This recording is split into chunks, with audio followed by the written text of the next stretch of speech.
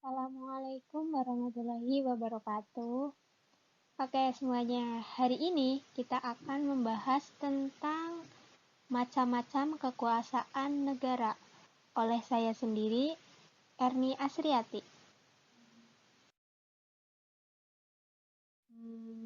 Apa sih kekuasaan itu? Menurut kalian kekuasaan itu apa? Oke, bisa dijawab dalam hati ya.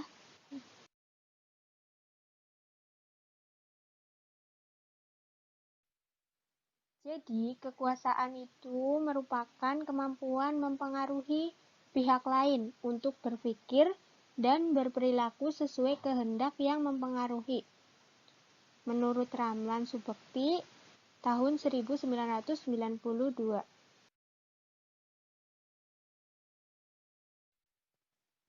Nah, di sini ada 3 pembagian kekuasaan menurut John Locke.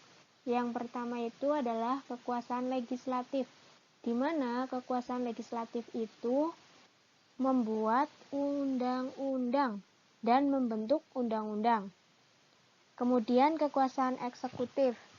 Eksekutif ini adalah kekuasaan untuk melaksanakan undang-undang, termasuk kekuasaan untuk mengadili setiap pelanggaran terhadap undang-undang. Kemudian yang ketiga ada kekuasaan federatif.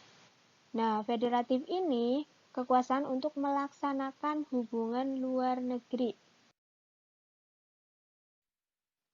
Kemudian ada lagi menurut salah satu ahli yaitu Montesquieu.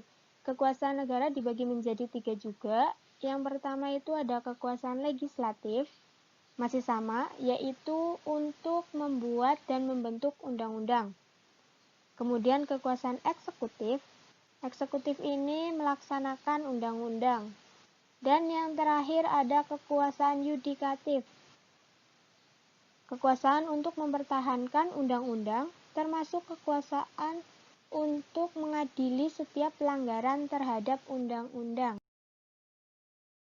Nah, di sini ada pembagian struktur kekuasaan di Indonesia. Oke, ini kekuasaan ya. Nah, kekuasaan dibagi menjadi 3. Legislatif, eksekutif, dan yudikatif. Eksekutif dipegang oleh presiden, di mana di bawahnya ada kepala daerah. Kemudian legislatif, di bawahnya ada MPR, DPR, dan DPD, serta DPRD. Kemudian kekuasaan yudikatif dipegang oleh MA, di mana MA itu membawahi pengadilan. Kemudian ada MK juga, dan ada KY. Nah, bisa kita lihat ya, di sini ada raja sebagai eksekutif, bangsawan pembuat kebijakan sebagai legislatif. Kemudian ketika ada konflik, itu hakim sebagai yudikatif bertindak mengadili. Ini adalah pembagian kekuasaan pada Revolusi Gemilang tahun 1688.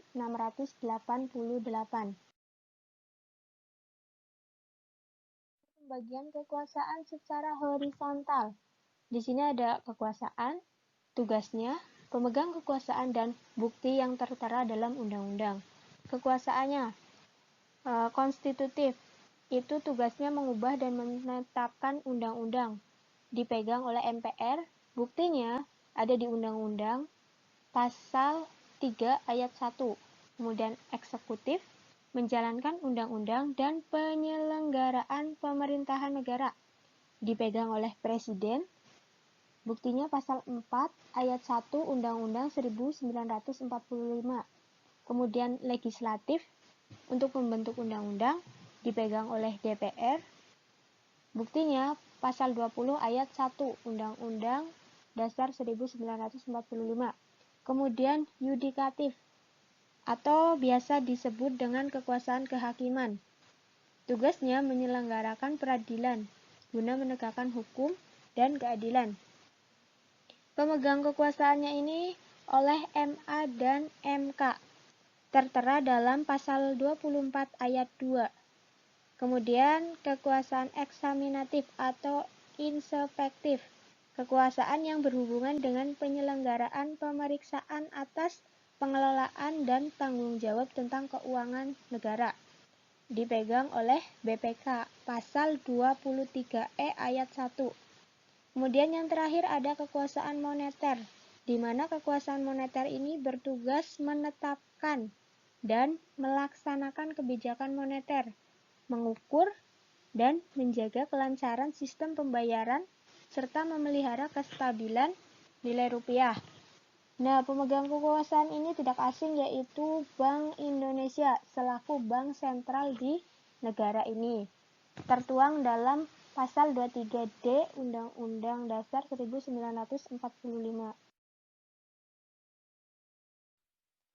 Nah, di sini juga ada pembagian kekuasaan secara vertikal. Di mana kalau vertikal itu berarti berdasarkan dengan tingkatannya. Nah, pembagian ini muncul sebagai konsekuensi dari diterapkannya desentralisasi. Nah, dengan asas desentralisasi, pemerintah pusat memberikan wewenang kepada pemerintah daerah otonom atau provinsi dan kabupaten atau kota untuk mengurus dan mengatur sendiri urusan pemerintah di daerahnya. Kecuali ada beberapa urusan ya yang menjadi kewenangan pemerintah pusat, yaitu kewenangan yang berkaitan dengan politik luar negeri, pemerintahan, keamanan, justisi, agama, moneter, dan fiskal. Hal ini tertera dalam pasal 18 ayat 5 Undang-Undang Dasar 1945. Sekian, terima kasih. Wassalamualaikum warahmatullahi wabarakatuh.